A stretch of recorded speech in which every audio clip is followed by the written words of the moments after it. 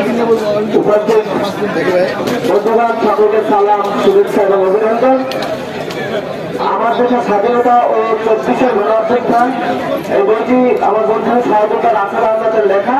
এটা আমরা উন্মোচন করতে যাচ্ছি।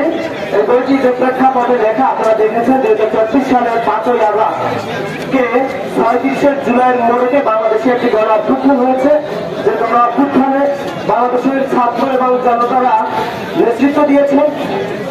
বাংলাদেশের ইতিহাসে এবং এই উপমহাদেশের ইতিহাসে সবসময় ছাত্র জনতারাই হাইফাইটেড হয় এবং সামনে থেকেই তারা নেতৃত্ব দেয়।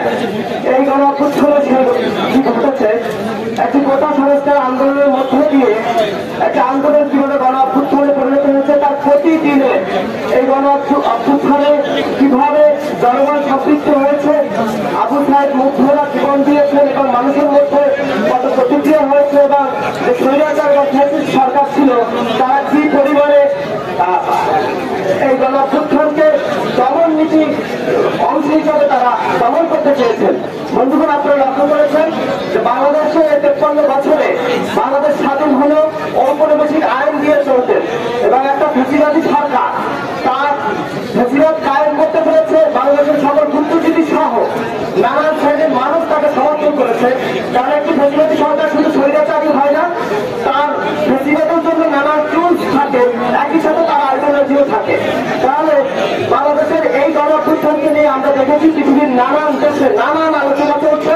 এটা আপরাইজিং নাকি ম্যাস মুভমেন্ট নাকি কালার রেভলিউশন, এই ধরনের নানান কথাবার্তা হচ্ছে, এটা নিয়ে চুলচেরা বিশ্লেষণ হচ্ছে। আমরা বলতে চাই যে বাংলাদেশের গণঅভ্যুত্থান কোনো কালার রেভলিউশন না। সেটা আমরা দেখেছি যে 7ই সালের নির্বাচনের মধ্য দিয়ে যে এখানে যে ধরনের তৎপরতা ছিল তারা সকলে এখান থেকে চলে গিয়েছিলেন। রাজনৈতিক দলগুলো প্রায় হতাশ হয়েছিলেন, একেবারে অসম্ভব বলেই মনে করেছিলেন। কিন্তু এখানকার তরুণরা, এখানকার ছাত্ররা তারা যখন সামনে এগিয়ে এসেছেন, তারা যখন আন্দোলনের নেতৃত্ব দিয়েছেন, এদেশের 20 কোটি মানুষ তাদেরকে বিশ্বাস করেছেন। রাজনৈতিক দলগুলোর প্রায় মানুষের কাছে যান, ম্যান্ডেট নেন, কিন্তু তারা ম্যান্ডেট ভঙ্গ করেন, কথা ভঙ্গ করেন। সুতরাং তারা মানুষের কাছে ওইভাবে বিশ্বাসযোগ্য হয়ে উঠতে পারেনি। সুতরাং এই যে অগভীর একটা রাজনীতি, অর্থাৎ দলের ব্যানারে না গিয়ে বৈষম্য বিরোধী আন্দোলনের ব্যানারে সকল রাজনৈতিক দল সহ এদেশের সকল মানুষ এসেছিলেন। 3রা আগস্ট জাতীয় শহীদ মিনারে 1.5 লক্ষ মানুষের উপস্থিতি হয় এবং 5ই আগস্ট ঢাকা শহরে 1.5 কোটি মানুষ রাস্তায় নেমে আসে।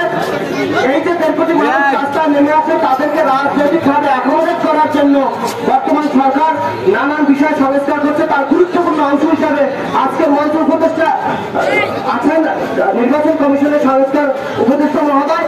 তিনি নিরলস পরিশ্রম করছে, কাজ করছেন। আজকে আমাদের এখানে তিনি সংহতি জানাচ্ছেন, আমরা তাকে ধন্যবাদ জানাই। একই সাথে আপনারা আমাদের এই আলোচনা শুনছেন এবং একই সাথে আজকের এই যে লেখক রাসেল আহমেদকে ফরমালি কংগ্রাচুলেশন। সকলকে ধন্যবাদ জানিয়ে আমি আমার সংক্ষিপ্ত বক্তব্য শেষ করছি। ধন্যবাদ। আমি বিনীত অনুরোধ করবো আপনারা অবশ্যই আপনাদের বক্তব্যগুলো সংক্ষিপ্ত করার চেষ্টা করবেন।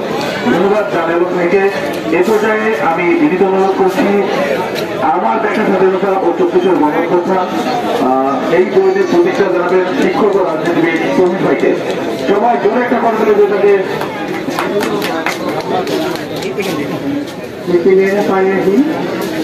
বাংলা একাডেমি কর্তৃক আয়োজিত বড় কর্মচন অনুষ্ঠানের বন্ধু রাসেল আহমেদকে অভিনন্দন জানাচ্ছি।